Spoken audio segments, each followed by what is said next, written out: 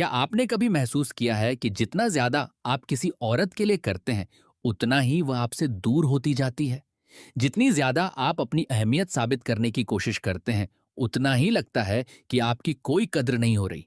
एक पल रुकिए, गहरी सांस लीजिए, क्योंकि आज जो बात आप सुनने वाले हैं, वह आपको किसी मोटिवेशनल किताब में नहीं मिलेगी, और न ही उन बातों में जो सिर्फ ये कहती हैं कि अगर आप अच्छे इंसान हैं, तो एक दिन कोई आपकी कद्र जरूर करेगा।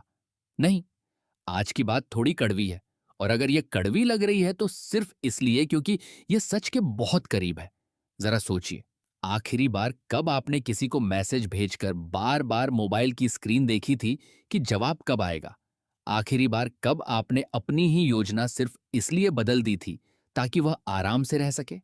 और आखिरी बार कब आपने ऐसी बात सह ली थी जो आपको बिल्कुल पसंद नहीं थी, सिर्फ इसलिए कि कहीं वह नाराज न हो जाए, कहीं वह आपको छोड़कर न चली जाए?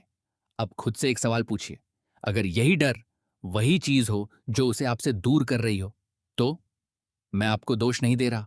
सबसे पहले यह बात साफ कर दूं, किसी ने आपको यह सब कभी सिखाया ही नहीं, बल्कि बचपन से आपको बिल्कुल उल्टा बताया गया। आपसे कहा गया कि अगर आप अच्छे लड़के बनेंगे, हमेशा उसका ख्याल रखेंगे, हर वक्त उसके लिए मौजूद रहेंगे, उसका साथ देंगे, उसे कभी निराश नहीं करेंगे, तो रिश्ता अपने आप सफल हो जाएगा। फिल्मों ने यही सिखाया, गानों ने यही बताया, घर वालों ने भी यही कहा, दोस्तों ने भी। और सच ये है कि उन्हें भी असली बात नहीं पता थी। आपने इन बातों पर भरोसा किया क्योंकि यह सब सुनने में सही लगता था। अगर आप ज्यादा देंगे तो बदले में ज्यादा मिलेगा। दुनिया तो ऐसे ही चलती है ना? लेकिन इंसानी रिश्तों के बारे में मनोविज्ञान कई दशकों से एक ऐसी बात बता रहा है जो आज भी ज्यादातर लोगों को नहीं सिखाई जाती, और वह यह है, आकर्षण और एहसानमंदी एक जैसी चीजें नहीं है। सिर्फ इसलिए कि कोई इंसान आपके साथ बहुत अच्छा है, यह जरूरी नहीं कि उसके लिए आपका आकर्षण भी बढ़ जाए। आकर्षण अक्सर वहां पैदा होता है जहां थोड़ा रहस्य हो, थोड़ी दूरी हो, थोड़ी अनिश्चितता हो। और जब हर चीज पूरी तरह तय, हर समय उपलब्ध और हर पल मंजूर हो जाए, तो धीरे धीरे आकर्षण कम होने लगता है। शायद यह बात सुनकर आपके मन में आए, लेकिन यह तो ठंडा व्यवहार है, यह प्यार नहीं है। और आप एक बात में बिल्कुल सही हैं, यह प्यार की बात नहीं है, यह आकर्षण की बात है। और प्यार तथा आकर्षण दोनों अलग अलग चीजें हैं। आप किसी से बहुत प्यार कर सकते हैं, लेकिन उसके लिए आकर्षण महसूस न करें, और किसी की तरफ बहुत आकर्षित हो सकते हैं बिना उससे प्यार किए, क्योंकि हमारे दिमाग में इन दोनों के लिए अलग अलग प्रक्रियाएं काम करती हैं। अगर हम इन दोनों को एक ही चीज समझ लें, तो अक्सर वही करने लगते हैं जो हमारे रिश्ते को और मुश्किल बना देता है। मनोवैज्ञानिक जॉन बोल्बी ने कई साल इंसानी रिश्तों और लगाव पर शोध किया। उन्होंने पाया कि बचपन में बनने वाला हमारा लगाव का तरीका बड़े होने के बाद भी हमारे रिश्तों में बार बार दिखाई देता है। इनमें सबसे आम और सबसे नुकसान पहुंचाने वाला तरीका है बेचैन लगाव। ऐसे लोग हमेशा इस डर में जीते हैं कि कहीं सामने वाला उन्हें छोड़ न दे। उन्हें लगता है कि अगर उन्होंने हर समय ध्यान नहीं रखा, हर बात पर नजर नहीं रखी, हर समय रिश्ता संभालने की कोशिश नहीं की, तो सब कुछ टूट जाएगा। यही डर उन्हें हर छोटी बात पर परेशान कर देता है। मैसेज का देर से जवाब आना, आवाज का थोड़ा बदल जाना, थोड़ी दूरी, उन्हें हर चीज खतरे जैसी लगने लगती है।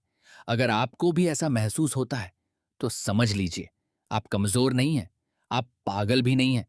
आपका दिमाग सिर्फ उसी तरह प्रतिक्रिया दे रहा है जैसा उसने डर के माहौल में जीना सीखा था। असल समस्या ये नहीं कि आपको डर लगता है, समस्या ये है कि जब आप उसी डर से फैसले लेने लगते हैं, तो वही फैसले सामने वाले को आपसे और दूर कर देते हैं। अब जरा समझिए कि इंसानी दिमाग में आकर्षण कैसे काम करता है। हमारे दिमाग में एक रसायन होता है जिसे डोपामिन कहा जाता है। ज्यादातर लोग सोचते हैं कि डोपामिन सिर्फ खुशी महसूस करवाता है, लेकिन सच ये है कि इसका सबसे बड़ा काम हमें किसी ऐसी चीज की तरफ बढ़ाना है जिसकी पूरी गारंटी न हो। यानी जब किसी इनाम की उम्मीद होती है, तो डोपामिन सबसे ज्यादा सक्रिय होता है। एक मशहूर प्रयोग में वैज्ञानिकों ने देखा कि जब इनाम हर बार एक जैसा मिलने लगा, तो दिमाग की दिलचस्पी धीरे धीरे कम होने लगी।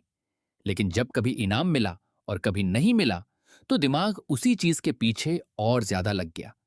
यही वजह है कि अनिश्चितता इंसान की दिलचस्पी को लंबे समय तक बनाए रख सकती है। अब इसका रिश्तों से क्या संबंध है? बहुत गहरा संबंध है। अगर आप हर समय उपलब्ध रहते हैं, हर मैसेज का तुरंत जवाब देते हैं, अपनी सारी योजनाएं छोड़कर हमेशा उसके लिए तैयार रहते हैं, तो धीरे धीरे आपके बारे में सोचने, आपको ढूंढने और आपको मिस करने की जरूरत कम होने लगती है। ये इसलिए नहीं कि वह बुरी इंसान है, बल्कि इसलिए कि इंसानी दिमाग ऐसे ही काम करता है। लेकिन इसका मतलब ये बिल्कुल नहीं कि आपको जानबूझकर खेल खेलना चाहिए या खुद को मुश्किल बनाकर दिखाना चाहिए। ऐसा दिखावा ज्यादा देर नहीं चलता। लोग बहुत जल्दी समझ जाते हैं कि सामने वाला सच में व्यस्त है या सिर्फ ध्यान पाने की कोशिश कर रहा है। असली आकर्षण किसी चाल से पैदा नहीं होता। वह उस इंसान में दिखाई देता है जिसकी अपनी जिंदगी होती है, अपने सपने होते हैं, अपने लक्ष्य होते हैं, और जो किसी एक इंसान को अपनी पूरी दुनिया नहीं बना लेता। ऐसे आदमी की व्यस्तता बनावटी नहीं होती, वह सचमुच अपनी जिंदगी बना रहा होता है। और यही बात सबसे ज्यादा असर छोड़ती है। अब एक और अहम बात समझिए, इमोशनल टेस्ट। इसका मतलब यह नहीं कि कोई औरत बैठकर पहले से योजना बनाती है कि आपको कैसे परखेगी। ऐसा नहीं होता। यह सब ज्यादातर बिना सोचे समझे होता है। जब उसे किसी के लिए लगाव महसूस होने लगता है, तो उसका दिमाग और उसका दिल ये जानना चाहते हैं कि सामने वाला इंसान मुश्किल समय में कैसा रहेगा। क्या वह दबाव में टूट जाएगा या शांत रहकर हालात संभालेगा? इसका जवाब सवाल पूछकर नहीं मिलता, बल्कि उसके व्यवहार से मिलता है। जब वह अचानक थोड़ा दूर हो जाए, जब किसी योजना को रद्द कर दे, जब किसी बात से आपको दुख पहुंचे या किसी वजह के बिना ठंडी हो जाए, तो वह अनजाने में ये देख रही होती है कि आपकी प्रतिक्रिया क्या होगी। क्या आप बार बार फोन करेंगे? क्या लंबे लंबे मैसेज भेजेंगे? क्या बार बार सफाई देंगे या फिर अपने सुकून और अपने संतुलन को बनाए रखेंगे? ये बात हमेशा याद रखिए, घबराहट किसी को आपके करीब नहीं लाती, बल्कि अक्सर दूरी बढ़ा देती है, क्योंकि इससे सामने वाले को महसूस होने लगता है कि आपकी पूरी खुशी उसी पर टिकी हुई है। और जब किसी रिश्ते में जरूरत हद से ज्यादा बढ़ जाए, तो आकर्षण कम होने लगता है। इसका मतलब यह नहीं कि आपको पत्थर बन जाना चाहिए, दर्द महसूस न करें या अपनी भावनाएं दबा दें। बिल्कुल नहीं। इसका मतलब सिर्फ इतना है कि आप अपनी हर भावनात्मक परेशानी का बोझ दूसरे इंसान पर न डालें। खुद को संभालना सीखें। मनोविज्ञान में इसे इमोशनल रेगुलेशन कहा जाता है, यानी अपने जज्बात को खुद संभालने की क्षमता। शोध बताते हैं कि सबसे मजबूत और लंबे रिश्ते उन्हीं लोगों के होते हैं जो डर या बेचैनी महसूस तो करते हैं, लेकिन उसे दूसरे इंसान पर नहीं थोपते। शायद आपने भी कभी ऐसा महसूस किया होगा, जब रिश्ता अच्छा चल रहा था, सब ठीक था, लेकिन अचानक आपका मन छोटी छोटी बातों में समस्या ढूंढने लगा। उसकी आवाज थोड़ी बदली तो लगा शायद वह नाराज है। एक दिन कम बात हुई तो लगा शायद वह दूर हो रही है। एक पल की खामोशी भी आपको अस्वीकार जैसा महसूस होने लगी। यही बेचैन दिमाग की पहचान है। अगर बचपन में प्यार कभी मिला और कभी नहीं मिला, अगर अपनापन हमेशा पक्का महसूस नहीं हुआ, तो दिमाग हर समय खतरे को पहले से पहचानने की कोशिश करता है। एक समय ये आदत आपकी सुरक्षा थी, लेकिन बड़े होने के बाद यही आदत आपके रिश्तों को नुकसान पहुंचाने लगती है। और धीरे धीरे वही डर सच होने लगता है जिससे आप सबसे ज्यादा डरते थे। अब एक ऐसी बात जिसे लोग अक्सर गलत समझते हैं, रिश्ते में मजबूत होना दूसरे पर हुकूमत करना नहीं है। उसका मतलब यह भी नहीं कि आप हर बात मनवाएं। असल मजबूती यह है कि आपको पता हो आप क्या चाहते हैं, क्या नहीं चाहते, और हर समय सामने वाले की मंजूरी के बिना भी अपने मूल्यों पर कायम रह सकें। जैसे तूफान में जहाज का कप्तान, उसे भी डर लगता है, लेकिन वह घबराकर अपना संतुलन नहीं खोता, क्योंकि उसे पता होता है कि अगर वह टूट गया तो पूरा जहाज अस्थिर हो जाएगा। रिश्तों में भी कुछ ऐसा ही होता है। जो इंसान मुश्किल समय में सबसे ज्यादा शांत रहता है, वही दूसरे इंसान को सबसे ज्यादा सुरक्षा का एहसास देता है। और यही सुरक्षा लंबे समय तक चलने वाले आकर्षण की सबसे मजबूत नींव बनती है। मशहूर शोधकर्ता जॉन गॉटमैन ने कई साल तक हजारों असली जोड़ों का अध्ययन किया। उन्होंने सिर्फ 15 मिनट तक उनकी बातचीत देखकर यह अनुमान लगा लिया कि कौन से रिश्ते लंबे समय तक चलेंगे और कौन से टूट जाएंगे। सबसे हैरान करने वाली बात यह थी कि रिश्ते बहस की वजह से नहीं टूटते। सबसे बड़ा कारण होता है बेइज्जती और सम्मान का खत्म हो जाना। जब कोई बार बार दूसरे की बात को छोटा समझे, उसकी भावनाओं का मजाक उड़ाए या उसे महत्व देना छोड़ दे, तो रिश्ता धीरे धीरे अंदर से टूटने लगता है। लेकिन गॉटमैन ने एक और बात भी बताई। जो रिश्ते लंबे समय तक चलते हैं उनमें झगड़े तो होते हैं, लेकिन दोनों लोग तनाव के बीच भी रिश्ते को बचाने की छोटी छोटी कोशिशें करते रहते हैं। कभी हल्की मुस्कान, कभी नरम लहजा, कभी एक छोटा सा वाक्य जो यह एहसास दिलाए कि मतभेद है लेकिन रिश्ता अभी भी जिंदा है। इसके विपरीत, जब गुस्सा इतना बढ़ जाता है कि इंसान अपनी बात भूलकर सिर्फ सामने वाले पर हमला करने लगता है, तो बातचीत का उद्देश्य समस्या का हल नहीं रहता, बल्कि एक दूसरे को चोट पहुंचाना बन जाता है। उस समय दिमाग का वह हिस्सा जो समझदारी से सोचता है, धीरे धीरे कम सक्रिय हो जाता है और भावनाएं पूरी तरह हावी हो जाती हैं। इसीलिए हर बहस का जवाब उसी वक़्त देना जरूरी नहीं होता। कई बार सबसे समझदारी वाला फैसला यह होता है कि थोड़ा रुक जाएं, खुद को शांत करें और फिर सही समय पर बात पूरी करें। यह भागना नहीं है, बल्कि बेहतर तरीके से बात करने की तैयारी है। अब बात करते हैं खामोशी की, लेकिन उस खामोशी की नहीं जो किसी को सजा देने के लिए अपनाई जाए, बल्कि उस खामोशी की जो अपने ऊपर नियंत्रण दिखाती है। जब हर इंसान हर समय ऑनलाइन हो, हर संदेश का तुरंत जवाब देना सामान्य बात बन चुका हो, ऐसे समय में तुरंत प्रतिक्रिया न देना एक अलग ही तरह की परिपक्वता दिखाता है। वह आदमी जो रात के 2 बजे गुस्से में लंबा संदेश नहीं भेजता, जो उकसावे का जवाब उकसावे से नहीं देता, जो असहज स्थिति में भी खुद को संभाल लेता है, वह बिना कुछ कहे एक बात साफ कर देता है कि उसने खुद पर काबू पा लिया है। अब एक ऐसी बात जो शायद किसी ने आपको सीधे कभी नहीं बताई। ज्यादातर मर्द अपने रिश्तों में जो गलतियां करते हैं, उनकी वजह उनका व्यवहार नहीं होता, बल्कि वह वजह होती है जिसके कारण वे वह व्यवहार करते हैं। दो आदमी एक जैसा ख्याल रख सकते हैं, एक जैसा प्यार दिखा सकते हैं, लेकिन दोनों का असर बिल्कुल अलग होगा। क्यों? क्योंकि पहला आदमी यह सब इसलिए करता है क्योंकि यही उसका स्वभाव है, उसे अच्छा लगता है, वह दिल से करता है। जबकि दूसरा आदमी यह सब इसलिए करता है क्योंकि उसे डर होता है कि अगर उसने ऐसा नहीं किया तो शायद वह उसे खो देगा। बाहर से दोनों एक जैसे दिखते हैं, लेकिन अंदर की भावना पूरी तरह अलग होती है। लोग हमेशा शब्दों से नहीं, बल्कि आपके इरादों से भी प्रभावित होते हैं। उन्हें महसूस हो जाता है कि आप जो दे रहे हैं वह खुशी से दे रहे हैं या डर की वजह से। अगर आपका हर काम खोने के डर से हो, तो सामने वाले पर एक अनदेखा दबाव बनने लगता है। उसे लगने लगता है कि आपकी पूरी खुशी उसी पर टिकी हुई है, और कोई भी इंसान यह बोझ लंबे समय तक नहीं उठाना चाहता। इसीलिए वह आदमी जिसकी अपनी जिंदगी होती है, अपने दोस्त होते हैं, अपने लक्ष्य, अपने शौक और अपनी पहचान होती है, वह ज्यादा आकर्षक लगता है। इसीलिए नहीं कि उसे रिश्ता कम महत्वपूर्ण लगता है, बल्कि इसीलिए कि उसकी पूरी दुनिया सिर्फ एक इंसान के इर्द गिर्द नहीं घूमती। वह साथ इसलिए रहता है क्योंकि वह रहना चाहता है, न कि इसलिए क्योंकि उसके बिना जी नहीं सकता। रोमन दार्शनिक मार्कस ऑरेलियस ने लगभग 2000 साल पहले एक बात लिखी थी जो आज भी उतनी ही सच्ची है। उन्होंने कहा, कुछ चीजें हमारे नियंत्रण में होती हैं और कुछ नहीं। दूसरे लोगों के फैसले, उनकी भावनाएं, उनका व्यवहार हमारे नियंत्रण में नहीं है, लेकिन हमारी प्रतिक्रिया हमेशा हमारे हाथ में होती है। आज की मनोविज्ञान भी यही कहती है। जो लोग अपनी जिंदगी की जिम्मेदारी खुद लेते हैं, वे ज्यादा भावनात्मक रूप से मजबूत होते हैं, मुश्किल हालात में जल्दी संभल जाते हैं, और उनके रिश्ते भी ज्यादा संतुलित होते हैं, क्योंकि उन्हें हर समय दूसरे इंसान के बदलने का इंतजार नहीं रहता। वे पहले खुद को संभालना सीखते हैं, और यही स्थिरता धीरे धीरे सम्मान पैदा करती है। याद रखिए, असली सम्मान तब नहीं मिलता जब सब कुछ ठीक चल रहा हो। असली सम्मान तब बनता है जब हालात मुश्किल हों, और फिर भी आप अपनी इज्जत और अपने चरित्र पर कायम रहें।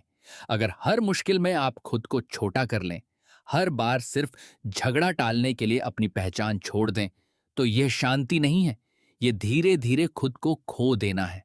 और जब इंसान अपनी ही नजरों में छोटा होने लगे, तो रिश्ता भी पहले जैसा नहीं रह जाता। बहुत से ऐसे मर्द जिन्होंने खुद पर सच में काम किया, बाद में एक ही बात कहते हैं। उनकी सबसे बड़ी गलती ये नहीं थी कि वे बहुत अच्छे थे। गलती यह थी कि उनकी अच्छाई के साथ कोई मजबूत आधार नहीं था। वे देते रहे, लेकिन उनकी अपनी कोई सीमा नहीं थी। उन्होंने प्यार किया, लेकिन खुद को खोकर। जब प्यार में स्पष्ट सीमाएं नहीं होती, तो वह धीरे धीरे निर्भरता बन जाता है, और बाहर से देखने वाला यह फर्क बहुत आसानी से महसूस कर लेता है। अब अपने आप से एक ईमानदार सवाल पूछिए।